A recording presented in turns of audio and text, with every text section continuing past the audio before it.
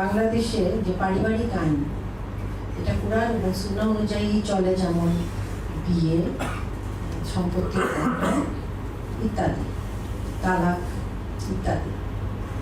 এখানে একটি কথা আমি বলবো যে সম্পত্তি বন্টন নিয়ে অনেক মুসলিমদের মধ্যে কনফিউশন আছে যে পুত্র পায় কন্যার দ্বিগুণ, অর্থাৎ একটি ফ্যামিলিতে পুত্র কন্যার দ্বিগুণ পায়, কেন পাবে?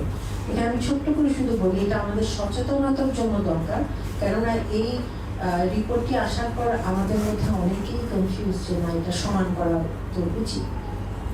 আমি জন্য বলবো যে আমাদের একটু ভিতরে ঢুকতে হবে যে আল্লাহ তাআলা আমাদেরকে এই সম্পদের মাধ্যমে এমন কিছু দিয়েছেন যেটা অনার্জিত সম্পদ, যে সম্পদগুলো আমরা পাই, নারীরা বা পুরুষরা যেটা পাচ্ছে।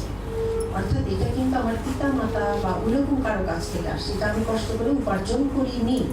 এই অনার্জিত সম্পদ নারীরা পুরো কোরআনে তাহলে আমার দেখতে হবে যে ওনারা আর কোথায় কোথায় পাচ্ছে, এবং সেগুলো যেহেতু সোর্স অনেকগুলো, তার মাহার, তার ভরণ পোষণ, তারপর ইদ্যৎকালীন যে ব্যয় ইত্যাদি ইত্যাদি ইত্যাদি, এগুলো সব যদি একসাথে করা যায় তাহলে কিন্তু নারীর অর্থনৈতিক সোর্স অনেকগুলো। বেসিক্যালি এটাকে তিনটা নামে বলা যায়: মিরাস, মাহার, নাফাকা ইত্যাদি।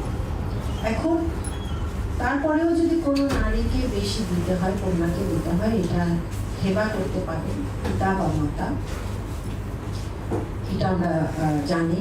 কাজেই এইখানে যেন আমরা মুসলিম হিসাবে কনফিউশন না থাকে যে কোরআন আমাদের যে শেয়ার দিয়েছে সেটা আসলে অবশ্যই যৌক্তিক, এবং ইসলামে নারীকে অর্থনৈতিক দায়িত্ব দেওয়া হয়নি, এবং নারী যে সম্পদ পাবে সেটা সম্পূর্ণরূপে তার, সেই ইচ্ছা হলে এটা ব্যবসায় খাটাবে, সেই ইচ্ছা হলে সেটা ব্যয় করবে, সেই ইচ্ছা হলে পরিবারে খরচ করবে, কোনো সমস্যা নেই।